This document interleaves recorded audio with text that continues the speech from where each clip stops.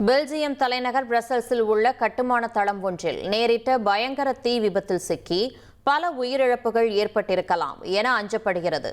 சம்பவ இடத்திலிருந்து 6 பேர் மாயமாகியுள்ள நிலையில் அவர்களை தேடும் பணிகள் தீவிரமாக நடைபெற்று வருகின்றன. முன்னதாக தீ மளமளவென பரவியதை அடுத்து அங்கு பணியில் இருந்த சுமார் 200 தொழிலாளர்கள் அவசரமாக பத்திரமாக வெளியேற்றப்பட்டனர்.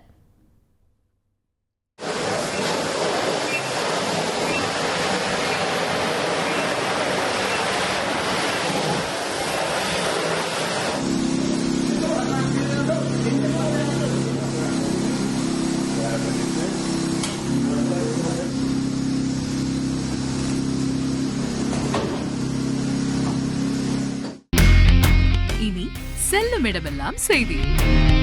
தந்தி டிவியின் வாட்ஸ்அப் சேனலை ஃபாலோ பண்ணினா செல்ல இருக்கும் இடமெல்லாம் செய்தி. இதோ QR கோட் இப்பவே ஸ்கேன் பண்ணுங்க, ஃபாலோ பண்ணுங்க.